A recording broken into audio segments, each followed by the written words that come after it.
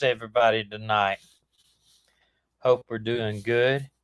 We're trying to make in the next few days. We're going to make a little video telling everybody what my experience is. I had several people come on lately, send me emails saying what makes you the expert, and I'm not an expert even with all my experience, but they wanted me to tell what my experience is. So just shortly, I'll just, as many of you know, they're on here all the time, but somebody coming on here and watching this later, I'm a retired law enforcement officer with over 33 years experience.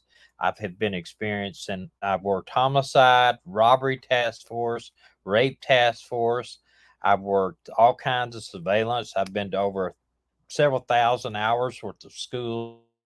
I've been to 2 police academies, a DEA school, customs enforcement school, trafficking schools for human trafficking. I worked a narcotics for over 15 years. I was in charge of narcotics unit, and I was in charge of a cybercrime task force unit, which we worked child predators online. Worked one of the largest cases in the southeast at that time, uh, over on child predators.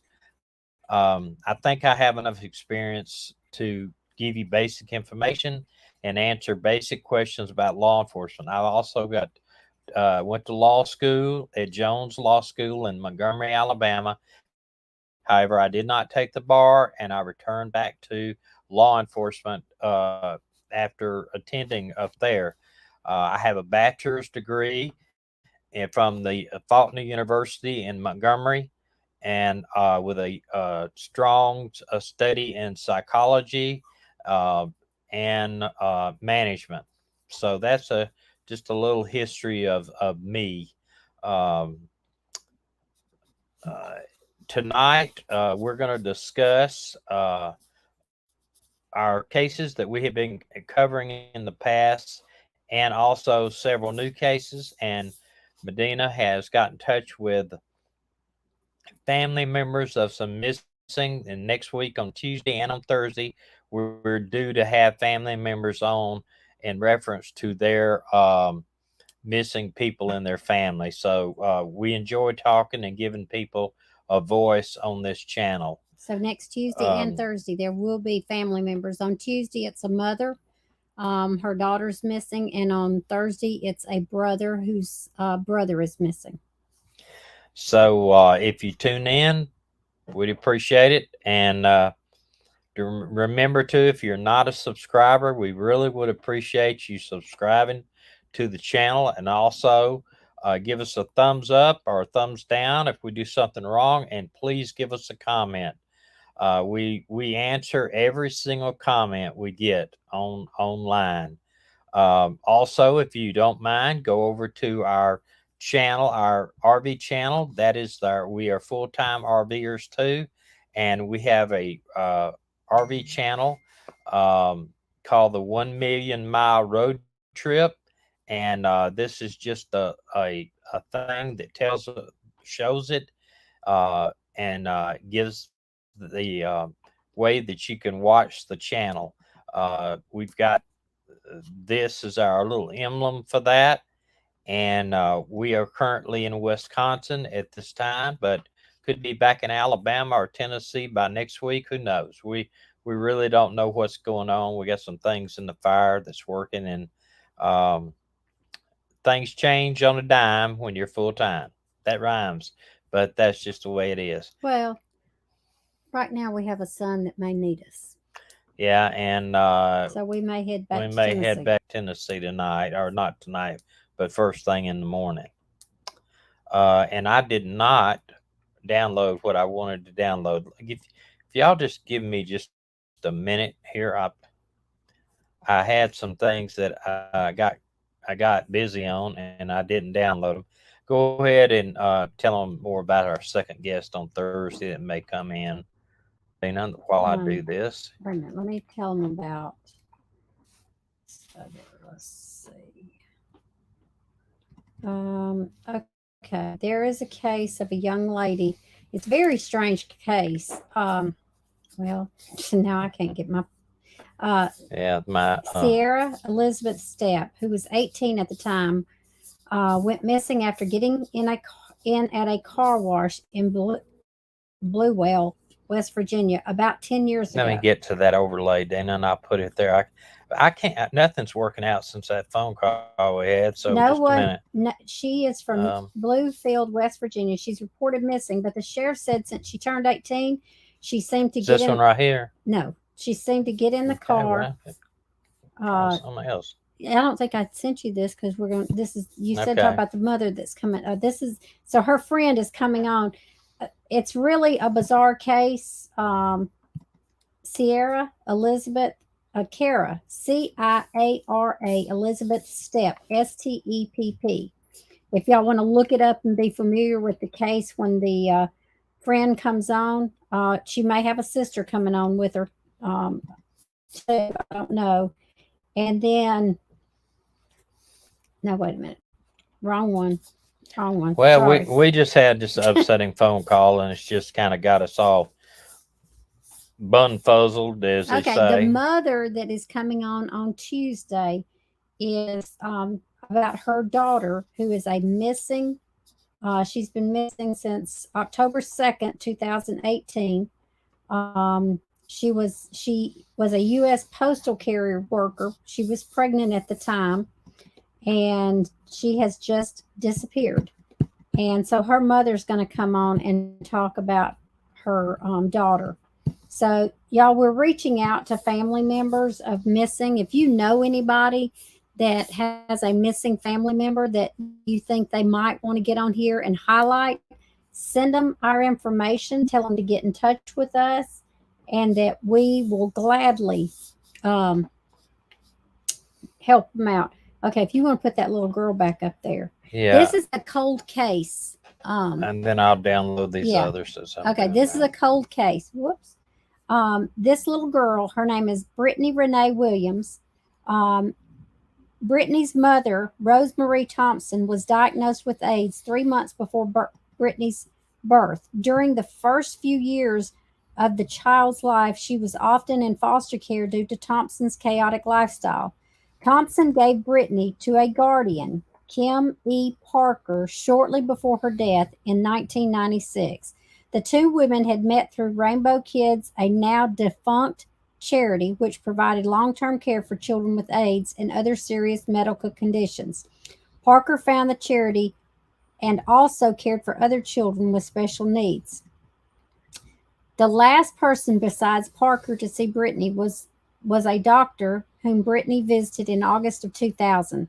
Around the same time, Parker asked Brittany's adult half-sister to take the child. She said she was too troublesome and she couldn't handle her anymore. Brittany's half-sister declined, saying she couldn't handle the girl's medical needs. Parker then said she would give Brittany to two friends, Linda Hodges, or Jones, and Katie Evans. Parker later said she gave Brittany to Hodges and Evans in August 2000. The child's half-sister wanted to keep in touch with her, but Parker refused to provide contact information for the women. In November 2000, Parker was arrested for truancy because Brittany had not returned to school for the 2000-2001 school year. She told the judge that Brittany was no longer in her custody and the charges were dismissed. This is where it gets really wild. Okay, so the charges were dismissed. In 2001, Parker had to appear in court and explain why she hadn't taken Brittany to a paternity test. She told the same judge Brittany was living with relatives and there was no follow-up from the court. Parker continued to collect the child's $500 a month benefit check from the Virginia Department of Children and Families until summer of 2002, using the money to renovate her home. She stated she expected Brittany to return to her care. In January 2003, custody of Brittany was given to the local social service department, and they were ordered to find her. The police opened a missing child's investigation. In February, Parker was ordered to serve 20 days in jail for contempt of court in connection with her failure to tell the police where Brittany was. Parker protested she couldn't tell what she didn't know. In late March 2003, investigators located the two women Parker said she gave Brittany to,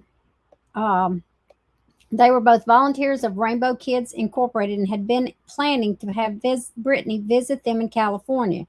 But the plans had never been finalized by the time she disappeared, and she never came to them. Neither of them have ever had custody of Brittany or knew where she was. They joined the search for her in May of 2003 and thoroughly searched Parker's home. Authorities thoroughly searched Parker's home and even drained her septic tank looking for Brittany. Brittany remains missing. Her social security number and her Medicaid insurance has not been used since her disappearance. Investigators believe she's not alive due to her need of certain medication to sustain her life. Foul play is expected. Y'all, that's just sad. This precious little girl just left like that, and just passed off from one person to the next. It's very sad, and yes, it's sketchy, it's troublesome. And also, we want to remind you about the case we did last week or week before last. Katie Cawthorn. Yeah, this is the Wicks. The Wicks. Wicks girl. The picture of her baby, and her boyfriend at the time. Now, I have not heard back from her sister yet. I haven't either. Jennifer and Adrian Wicks Wait a minute, maybe I have. Is the pair that are missing also. I haven't heard from somebody. Who was the one that came on Tuesday? Katie Cawthorn. I thought that was last Thursday. I don't know. my days are running together. But I wanted to discuss tonight a little bit about the investigations that are still going on. You have the Summer Wells investigation. I watched an update about this case about Don Wells, and he won't say if the boys are back with him or not, or his family. He just says they're safe. He is convinced, of course, no matter what our opinions are, he is convinced that the red truck, Toyota truck, has something to do with it. But I am in agreement with him on this.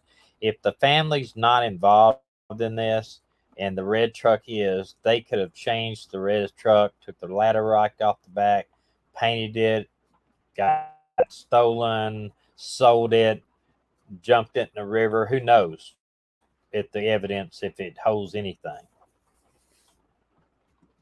But law enforcement, I don't know if Don has taken a polygraph or the mother has taken a polygraph. Okay, you were right. That was Casey's. Right. Casey, we've got flies in here. Casey's sister that you showed, the sister, and yeah. It's raining again here, so I hope our internet holds out. The other case that summer case is just very disheartening, and I don't know why that they haven't been something breaking that case yet. I really don't. It's just almost like it's going to go cold. And another one too is this one right here. It says 5-year-old Michael Vaughan. They disappeared at the same time. I think the same day. Missing now for 2 months. I don't know exactly if that. I don't know how long Summer had been missing, but I was thinking it was around the same day, but it might be different days.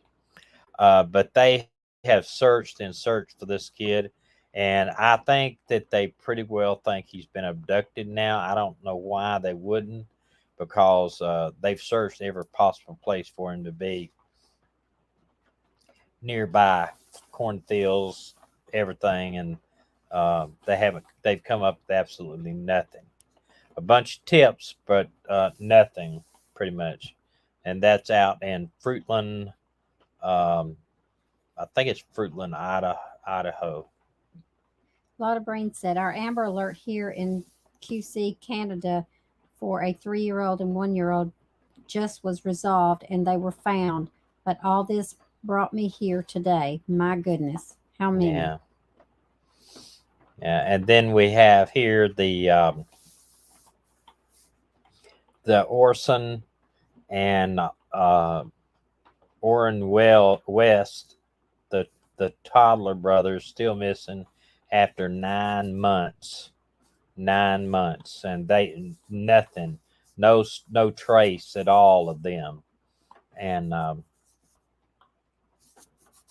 I do not believe the adopted father at all about the fact that that they escaped out of the backyard.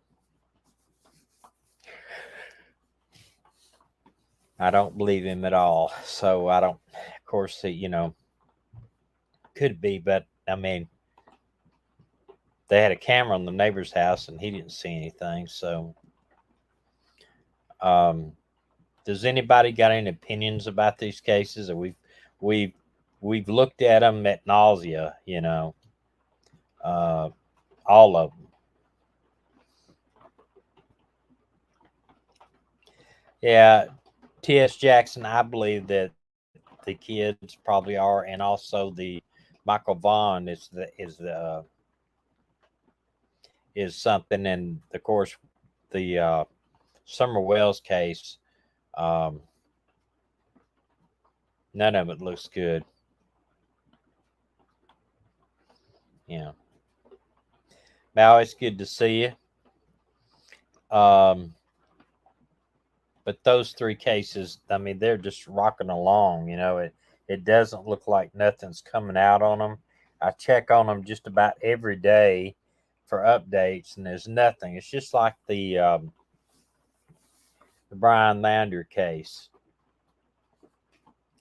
For a long time, I believe that maybe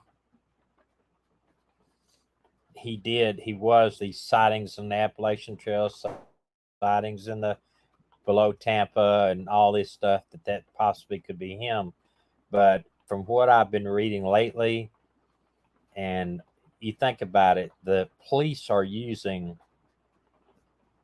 astronomical amount of resources to search that swamp, and for them to be down there and turn themselves away uh, from all these other investigations with Do you got that tips and everything. one? Do you remember that one? I said. Yeah, I've got that. Okay. We'll talk about it, man. Okay. It tells me that they know something we don't. Um, but I'm under the impression that maybe he may be deceased in that swamp. Um, it is alligator infested. You're right, Maui. It's mosquito, alligator infested, snakes. Uh, I just don't believe that if he's in that swamp, I don't believe he's alive. That's my opinion. But, you know, yeah. Um,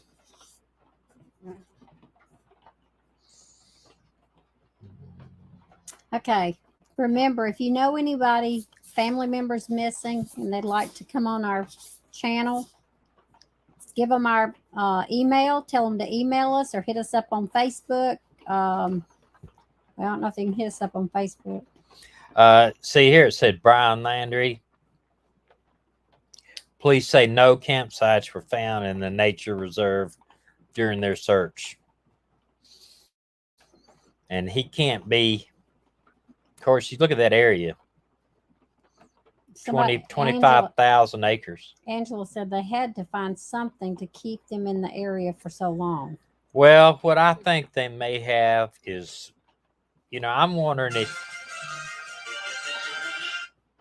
I'm wondering if he left a note in the house, or he talked to his parents about maybe taking his own life, or if he, something gave them something they couldn't share with the public, but they felt like they needed to keep going. You know, they have got to know something that they're not telling the public because, it looks like to me that with the evidence that's probably going to come through on this autopsy, and that what will happen is if they issue a warrant or for him for the death of Gabby,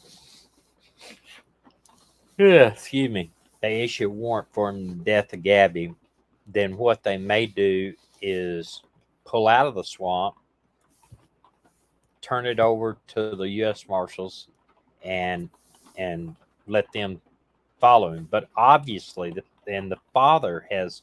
If you look at this, I think I've got it in this article.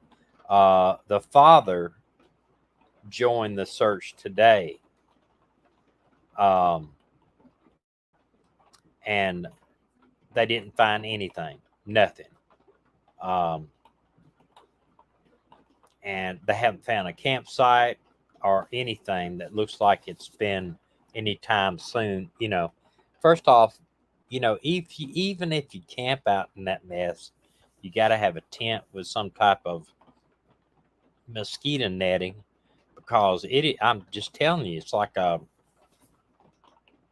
million mosquitoes out there, or billions probably. But I just can't see him. I can't see him going out there.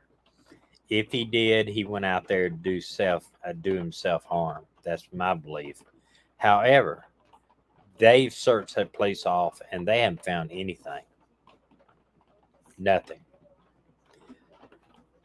So I'm wondering if maybe if I don't even know. I mean, when you think about this, think about, well, is he on the run?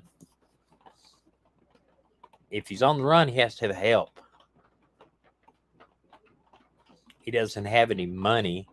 If he was living on his own and he had $30,000-$40,000 he put out of some bank account, then sure, he could probably make it a little while. But you just can't. Everybody thinks they can just run from the police, and um, because the police are going to track any credit cards, they're going to be tracking aircraft out. If you try to buy a ticket with your license, then it's going to flag. I'm sure they got a flag on his driver's license, and so if he uses his driver's license for anything, to get on a bus, to get on a plane, to anything like that, there it's going to come up. And he didn't have a car or that we know about right now, so and as far as getting into Mexico, it's a long walk to Texas right now. I just don't personally. With his father entering the reserve also today and assisting the police, I think it's a very, very, very high probability that they have other information that's keeping them at that swamp. They got a note, they got a phone, some type of message from him, uh, something where they're, and I think it will be some type of message like he believed that he went in there to take his own life. Um, I mean, why would the father join the search if not for that? You know, if not for he thought he needed to keep his son alive, basically. My 2 cents. Wanted to talk about another missing person here that Dana sent me a sheet on. This very beautiful girl, um, 36-year-old mother jumps into Kentucky Creek and disappears. Now, I told Dina, I normally do not do it where people jump in the river or or go on a boating trip and then disappear, because I'd say 99% out of 100% chance they probably drowned and they will turn up sooner or later. A Kentucky woman was last seen more than 2 weeks ago in a cell phone video that shows her wandering in the stranger's backyard before jumping into a creek and disappearing. That's strange right there. Candy Gomez, I guess it is, or Gonzalez, I'm sorry. Gonzalez, 36, was along the Abbott Creek Road, less than a half mile from her home in Prestonburg on June 1st, when she was filmed looking disoriented. Okay, well, maybe I wonder if she was on drugs or whatever. She just seemed confused about maybe where she was, or at how she got there. So she may have had some mental episode or something. But they are requesting any information. She may have forgot who she was, any information on her.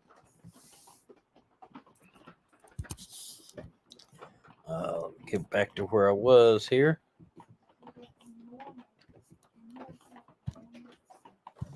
And see here. This has more information here.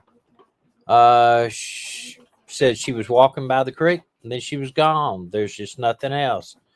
Has joint custody of her 5-year-old son. Dixon says she loves her son. Dixon said someone has to have seen something, according to these people down there. Nobody has seen her, just nobody. Hunt said multiple agencies have been conducting searches using helicopters, dogs, drones, volunteers. One search team believes it tracked her over the hill toward another road, but they have been unable to follow her from there. So they had dogs out there. So it sounded like to me she probably had some type of mental lapse, and it caused her to lose her bearings or whatever. Unfortunately, that happens. Where, remember the boy that's been spotted? I think it was in San Francisco at some of the homeless shelters. He had a wreck on the highway or flat. I think it was a flat. Walked away from his car and been seen at several homeless shelters. So you never know what goes on in the brain. Okay. Plantersville, Texas. The Grimes County Sheriff's Office and many other volunteer groups and first responders continue to search for a missing child in Plantersville area. And this is one that I think is a little bit more to it. Okay. The sheriff said they will not rest until he's located. Sheriff Don Sowell says 3-year-old Christopher Ramirez chased a neighbor's dog into the woods Wednesday afternoon and has since been missing. 3-year-olds cannot chase. First off, I don't think a 3-year-old, I guess he could chase him into the woods, but how far can a 3-year-old go? It is an impassioned plea to the public. Christopher's mother is asking for help finding her baby boy. Grimes County deputy translated for Nuance during the Thursday afternoon press conference. Said it took about 2 minutes for her to realize that Christopher had run off, and when she realized he was gone, she immediately left to go look for him. I ran fast calling his name, and he never answered. So obviously she's Hispanic and does not speak the language, so that probably hindered any efforts until the police got there, because most of the police down there in that area are bilingual. They speak English and Spanish because they deal with so many Hispanics speaking, because that's primarily is probably over half the people are Hispanic that live down that area. Through her tears, she thinks someone has her son, and sheriff said that there had been zero evidence of an abduction in the investigation. There's nothing to show us at this point than any foul play or of abduction. The sheriff's office um, and other law enforcement agencies are searching in an area about two thirds of a mile, square miles, 2 square miles. We're regrouping and doing another round of searching with a fresh team. At the press conference Thursday morning, the sheriff said Wednesday night search didn't yield any new results. We've now re-going back to square one to think about if we missed anything. We canvassed the neighborhood yesterday 3 times, 4 times. A few people have cameras on their front of the houses. We checked all of those out. Everything is fitting in place, but have not seen the boy, and there's just the facts up to this point. Something don't seem right about it to me. I just tell you, 752 crews had been searching all night for the missing boy in Grimes County. Grimes County Sheriff Don Swill says we're not stopping until he's found. In the story, we're not stopping. Well, at least he is devoted sheriff, and that's good, because in a lot of towns they are not that way, but in most, I would say in most of them, I would hope they are over a child. Um, Goes on to say, let me see, the child was last seen between 1:30 and 2 Wednesday in the 10,000 block of Deer Park Circle, and that tells where exactly it is. At this time, there's no foul play expected. You know, it just doesn't seem possible. I don't know. I don't. Maybe it is, but I don't know. I don't have a 3-year-old, and it's been a very long time since our kids were 3. Um, no outcries of a 3-year-old being hungry for 2 hours. I don't care what language you speak. Uh, they're hungry. They're thirsty. They're out. They're going to cry out. We have not heard that. To be quite frank about it, that's the sheriff says. So I think he suspects the same thing I'm thinking. Ramirez was wearing a bright green shirt, unknown color shorts, red Mickey Mouse shoes. He's about 3 foot tall, brown eyes and hair, and weighs between 40 and 50, 45 pounds. Sheriff said when he disappeared, he was with members of his family who had just returned home from selling food and drinks on the side of the road at a different location. His mother and grandmother owned food trucks, according to Sewell. They were unpacking things from their vehicle while the child was playing with the neighbor's dog. Sheriff says the family was distracted with the unpacking for only a few moments, and when they returned, he had disappeared. Said the sheriff said a family member and a neighbor saw him go into the woods. The dog eventually came out of the woods, but Ramirez did not. I don't know. I just, I can't help but think there's more to this. Um, how far could a 3-year-old go in the wooded area? I don't know. Multiple agencies assisting with law enforcement, fire departments.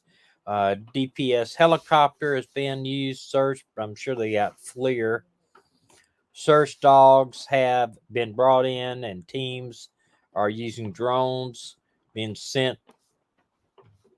And now they got thermal imaging on drones also. Groups search much ground as possible. The sheriff said search dogs use scents from the blankets and pillows and followed the scent trail to a small pond on Wednesday. Two registered sex offenders have lived nearby, but their homes have been checked, according to Sewell. All the neighbors are cooperated with the investigation, and home cameras have been checked as well. And if it led to a pond, they need to get some divers in that pond. I'm sure they got sheriff's divers that can check it out for sure. And I hope he's not in there, but you just cannot tell about those things. And if they've traced him to a pond, why didn't they? How far could he get in say the woods that? adults could Well, not they find tracked him all the way to a pond. So, that's not good. This is a picture of him and the poster. He is precious. Poster looking for a 3-year-old. And They asked what kind of dog it was. Do we know? no, I do not know what kind of dog it was. But if they tracked him to a pond, I think that's where they're going to have to start their search with a dive team out there pretty much right away. With all these kids missing like this, I know a lot of these cold cases.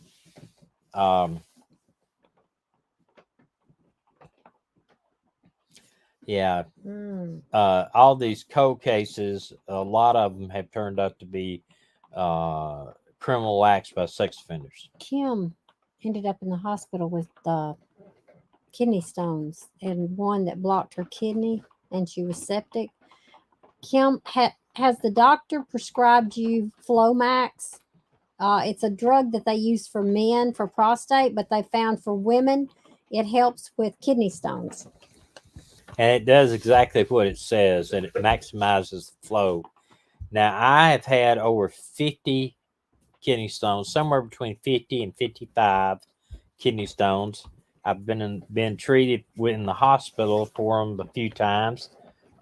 They're not pleasant, but I quit drinking pretty much. I very rarely drink sweet tea, but tea is one of the things that causes kidney stones. I sidetracked you. I'm sorry. Go back to the little boy. I'm sorry.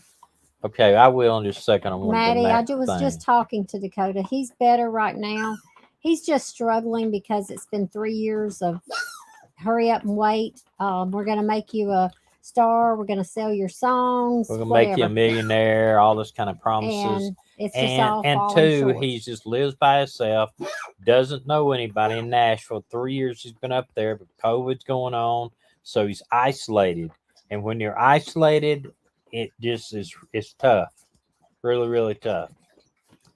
But anyway, don't you think that that's kind of strange with this kid? Just a minute. I mean, he's 3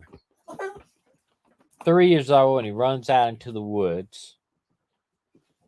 And then his mother and them, it sounds like to me that they went and, I don't know if it's I'm just what they call spitballing here.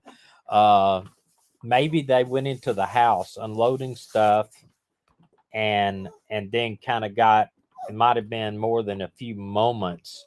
It might have been 30 minutes, 45 minutes before that they realized, he was missing in the woods. And then they went out there, and I hope that he's not fell in that pond and drowned. That's what I hope. I hope they go ahead and get the divers out there and eliminate that issue. Drain the pond might not be a way to do it as much as just put some divers in there and let them see what they find. I'm sure they could drain the pond, though, if that was an option. But I don't know.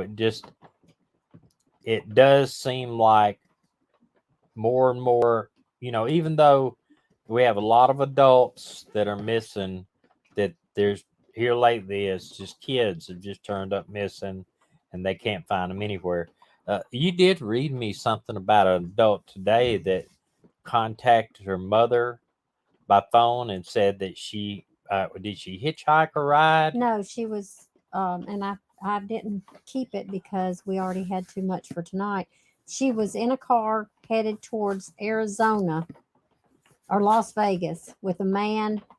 She told her mother she was in a domestic violence situation, and she was with a guy whose name was Elvis. That's all she knew. And they were in a Pathfinder headed to Las Vegas, and he was hurting her. And that was it.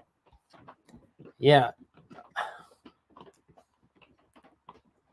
I don't know. I don't get it. I know that a lot of times that um, women stay with men that abuse them because they don't see that they have anywhere else to go. They fear, yeah. Or they don't have any money, or they don't know how to make money to support themselves or their children. But there are so many organizations now that you can go and stay at a crisis center home. If you got a child, a lot of times they'll help you get work and allow you to stay there long enough to earn enough money to get your own place. Hey, look and see if that thing's charged yet. Okay. And but so it's not a complete. 96. It's not a complete. Hi, I'm halfway here. Yeah, it's not a complete no-win situation anymore. You know. Sketty, I hope you're right. I hope nobody put him in the pond either. Or I hope the dog didn't go in the pond, walk out into the pond, and he went out there and got stuck in the mud or fell over and whatever. Maddie, thank you Mad, for praying thank for you our for son. praying for our son. He needs it. He really does. Um, And he is lonely. yeah, He is very he's lonely. very He's lonely. there in Nashville by himself after COVID and the tornado and the Yeah, he doesn't bomb. want to. He doesn't want to go out to bars and do all that sort of thing. He didn't have the money, and he just. I don't think he wants to get out there and get caught up in that. Thank goodness. Yeah. Um, we will keep up with this and find out About this what little boy. the little boy and what the next steps are. Um, I would imagine they plan on taking some action pretty quick on checking the pond, unless the pond is something like your daddy's over there. That's like, well, still they would need to check it. His one of the small ponds he's got is about 2 feet deep, and you can just about see the bottom and everything. And it may be like that. It may be a lot of these small, what people call ponds are maybe not truly ponds, but I hope they do at least check it out. Yeah. Yeah, there's a lot of missing people right now, a lot of missing children. I go through that missing missing in America, missing in the USA, missing in the different states.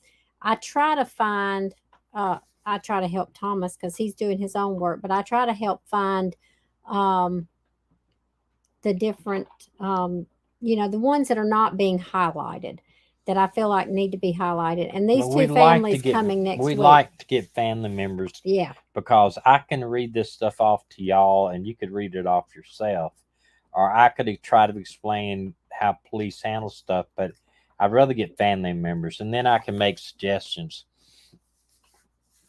All of them may not be it.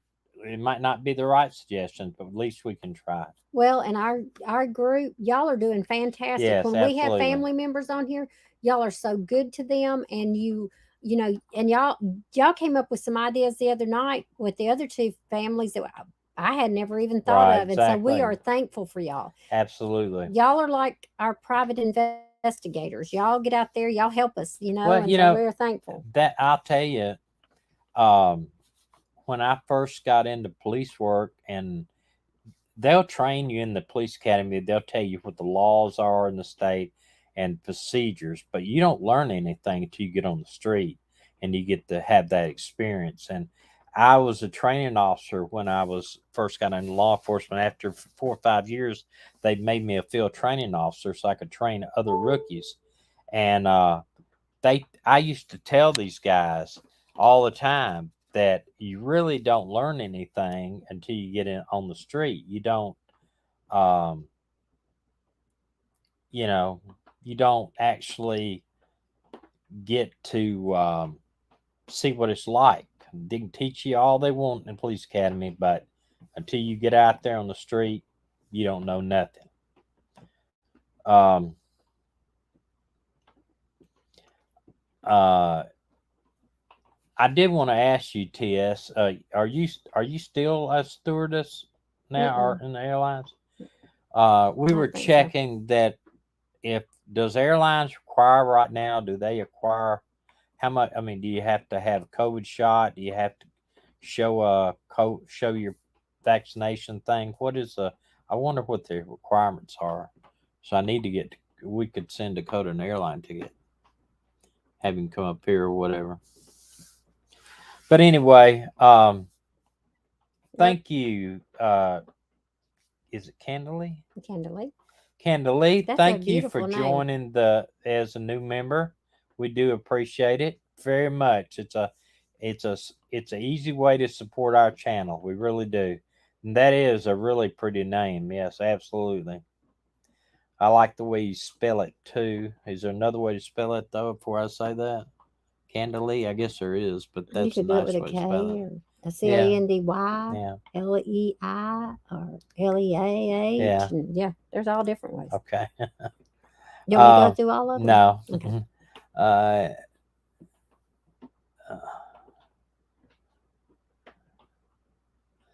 uh, somebody said email you. Yeah, Okay. the address for Dakota. Where do members sign up? It should be right under our. Is It it right should there? be right under. Uh, I guess Join? join. Yeah, it's right beside the where it has the missing live stream. I think that's where it is. You join right there. Um, flew about 10 years in the '90s. Delta is not yet requiring. Yeah. I don't mind, getting off the subject a little bit, but I've flown Delta quite a bit. I don't mind flying Delta. I really like that Southwest, how they got all these YouTubers on YouTube, how they're doing, saying all these spiel. But anyway, um, we do feel like that even though every person needs to be told about that is missing and helped out there, we have a special, of course, and I'm sure you do too, for children because Yeah. children are the helpless ones. The adults, even though if an adult is missing, that's why a lot of times you won't see us feature a whole lot of men, missing men, although there are quite a Yeah, bit, there are. because men seem to be more apt to take care of themselves or go missing because they want to go missing. Females tend to, and the one big thing I've been preaching for a long time is I don't understand why a lot of females that turn up missing in the forest were hiking alone. And I mean, why not hike with a buddy? Do like when I used to scuba dive, we used to dive with a buddy system. Even though I was, believe it or not, I was rated a senior diver when I was 14 years old. I had dove with a diving group all over the Florida Springs. I dove in caves with them. I dove in Florida. My first dive was 85 feet of water, and I was about 14 years old. But we always dove with a buddy. Even if buddy might be the same age as me, but the reason is why if you get in trouble down there, Your buddy is to help you get to the surface or get you air or tells, he could you always die with a buddy. That's just it. It's a buddy system. And I think that's pretty much says about hiking too. I would always hike with a buddy where because anything could happen. You could trip, fall, break your leg and what are you going to do? You fall, slip on a rock and fall down a small cliff and be off the trail and break your leg, maybe knock yourself out or whatever. It's just I've seen too many males, females hiking alone in these national forests and turn up missing. Now, here of late, me and Medina and I call her Dina, have been hiking trails. I see ya. Hiking a little bit some trails at some of these parks, and it's helping my back We've a been little bit. we've been huffing, not hiking. Hiking, okay, We've been huffing huffing these it up on these them trails, hills. and I could see in just the small piece. In fact, I was coming up a hill from the beach uh, day before yesterday, uh, and slipped on a root and fell. And I had to go pick him up. No, you had to go help me up. But if I had hit my head and knocked myself out and been alone somewhere, I could see where you never know. You could hit your head, you could wander off, you could get amnesia, you could forget who you are or have some type of episode, a stroke or whatever. And, it just, it's, and I know a lot of people say, oh, I like to hike alone. It's my thing. Well, I hope you don't turn up missing because if you're hiking with a buddy, it would just be a better. And that's just my opinion too. Um, how do you pronounce that? What? One of the pretty dogs up there. Duvalsi? Leslie. Leslie Thank Duvall. you for praying for my son. What He's kind of awesome, too. that looks like a Saint Bernard? So, y'all, if you get a chance, I know a lot of y'all visit other channels that are like ours, similar to ours. Most of them have a whole lot more members. Can you please bring up the Wix case and Cawthorn's case to them and ask them to consider having the people on their show to talk about their missing loved ones? Because I think that that would help. Because on which case? Katie Hawthorne. Cawthorn's. I think that I checked it, and they only had like $275 raised. They need to get some money raised so they can put up billboards and stuff like that. Katie's only been missing for 2 years. Only 2 years. Yeah, I know that and sounds horrible. the big thing with this one too is there's some things going on because it's a small town that you're not he's not they're not being as able to investigate the case like it should be, and I'm not sure if maybe there's some political factors in this. So I don't know. What did she say right here? About concerts. Online concerts.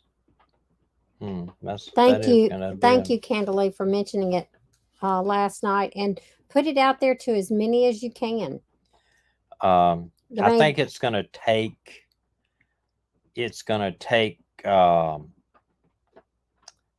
somebody freaking out about all the publicity and coming forward. Yeah, especially when if they've got a reward. Right. And the mother that's coming on Tuesday night, there's a reward of $49,000 for her daughter's return, of knowing what's happened. Yeah. And wait till you see this girl; she is absolutely beautiful. Maddie, it's true. There's so many missing, and it's heartbreaking because that's families that are in limbo, not knowing if their loved one's alive or dead.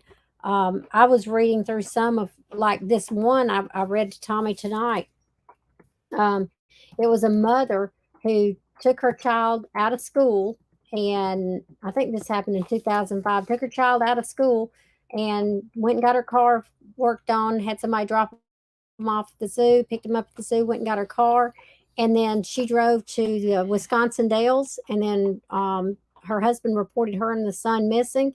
And she called a couple of family members and said everything's okay, we're not hurt or anything. And then the next thing she's seen coming out of a Dollar General or something like that, and it's just her. And she goes to a hotel. She writes two letters, one to her mother and one to a friend, and she tells them, that the little boy's safe. He's with a family that's going to love him, and she kills herself. And so the dad has no idea where this little 6 year old, he was 6 years old in 2005. Imagine not knowing whether your son's dead or alive, And and hating your spouse so much that you would give your child away and kill yourself. and kill yourself. And a lot of I don't know why my things froze up there for some reason. Um, I think too a lot of those cases are going to be solved through DNA. That's the only way they can be. Like somebody later on runs their own DNA and Well, there was that young ancestry.com yeah, or whatever. My that guy. my information's locked for some That guy reason. was 49 years old. He said there was always something that made him feel like he didn't belong to that family Mhm. that raised him. And he had a DNA test done, and come to find out he had been kidnapped. He's 49 years old. He'd been kidnapped as a baby, Mm. and just found out his Yeah. mother and father were not held. I mean, weren't charged with the kidnapping or anything, because the story they had was, how they got Different. him. Yeah. How they got different. Well, we appreciate you all coming tonight, and we are actually going to go. It's starting to rain a little bit harder, and we, believe it or not, have got to take our dogs out to go to the restroom outside. And I'm not a dog. No, you got to take them out. No, They ain't no we in this we. thing. And It's raining. They ain't no we. I'll melt. mm. That's what happens to witches. And we've got to take our dogs out and let them do their job before we go to bed tonight. And then I don't know if we're going to Nashville tomorrow or we're going to see our daughter. We don't know what we're going to do. No, we'll know tomorrow. And Y'all, if you get a chance, go on YouTube on our 1 Million Mile Road Trip and watch a couple of the shorts. I put on a short today that was really funny. So, or to me, it was funny. It may not be to y'all, but it was funny to me. And we're also on Instagram. So pull up 1 Million Mile Road Trip on Instagram. and our videos are actually running the YouTube channel for the RV channel is actually running about a month behind where we are. And I'll tell you why. It's because I was doing one video a week, but now I'm doing 3 videos a week. And for me, if I was running the same week I had the videos, I would never be out of this RV to see any of the things that we're recording, because it takes me about anywhere between 5 hours to 15 hours to edit a video. It's just the way it is. And so it takes a while. So try to get a few done at one sitting. Isn't it nice? Look, Sketty said, everyone, thank you all for being a kind, friendly group. I appreciate you very much. And Sketty, you are right. You're right. We've got a great group of people that come in, and we don't have, I don't see drama very much, which is thank goodness. It used to be we had trolls and everything, but that's not happening now. And I'll be honest with you, that's why I like it. We got good moderators, and just Any not, of y'all in just not Wisconsin?